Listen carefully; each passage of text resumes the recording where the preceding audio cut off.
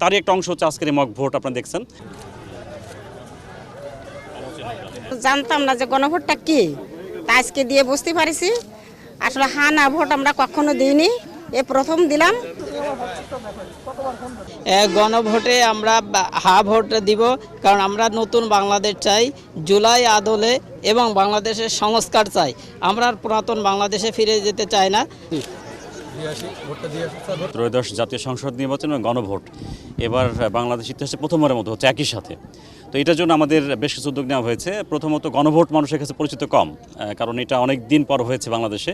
তো সেজন্য আমরা গণভোটটাকে বেশি প্রচারণা করার জন্যই বেশ কিছু উদ্যোগ নিয়েছি। এক নম্বর হচ্ছে আমরা প্রত্যেকটা শিক্ষা প্রতিষ্ঠানে আমরা নিজেরা যাচ্ছি, একই সাথে যে অ্যাসেম্বলি হচ্ছে আপনারা জানেন যে প্রতিদিন সকালে অ্যাসেম্বলি হয় শুরুতেই। তো অ্যাসেম্বলিতে যাতে ওই 2 মিনিটের জন্য আমাদের শিক্ষকরা এই গণভোট নিয়ে কথা বলেন এবং তাদেরকে লিফলেট দেন, কারণ শিক্ষার্থীরা তাদের বাবা মাকে বলবে, আত্মীয় স্বজনকে বলবে, তারা জানবে, এটা একটা উদ্যোগ। দ্বিতীয়টি হচ্ছে আমাদের প্রত্যেকটা মসজিদে, আমাদের প্রায় 6000 প্লাস মসজিদ আছে ইসলামিক ফাউন্ডেশনের অধীনে, তার বাইরে আরও প্রায় 6000-এর মতো আছে। এই প্রায় 12,000 প্লাস মসজিদে জুমার খুতবার আগে প্রত্যেকটা মসজিদে আমরা লিফলেট দিয়েছি। তারা ওখান থেকে এই গণভোটের বিষয়টা আমাদের ইমাম সাহেব প্রচার করবেন, সবাইকে জানাবেন। আর এই দুইটা বিষয়। 3 নম্বর হচ্ছে যে আমরা সবাই যে যেখানে যাচ্ছি, আমাদের জেলা প্রশাসক, পুলিশ সুপার, ইউনো, ওসি সাহেব, সবাই আমরা চেষ্টা করছি যে কোনো প্রোগ্রামে গিয়ে আমরা গণভোট সম্পর্কে আলোচনা করতে। তারই একটা অংশ হচ্ছে আজকের এই মক ভোট আপনারা দেখছেন। এটা হচ্ছে মানুষের মধ্যে একটা উৎসব আমরা সৃষ্টি করতে চাই, যে গণভোট একটা উৎসবের বিষয়।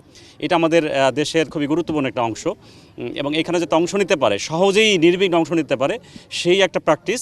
আর একে নিরাপত্তার জন্য আমরা একদম শতভাগ নিশ্চয়তা দিচ্ছি যে এখানে কেউ কোনো বিশৃঙ্খলা করার সুযোগ পাবে না। আমরা সুশৃঙ্খল, অবাধ, সুষ্ঠু, নিরপেক্ষ নির্বাচন করতে চাই। আর গণভোটের ক্ষেত্রেও যাতে সব অংশগ্রহণ করে, সেই জন্যই মূলত আজকের উদ্যোগটা নেওয়া হয়েছে।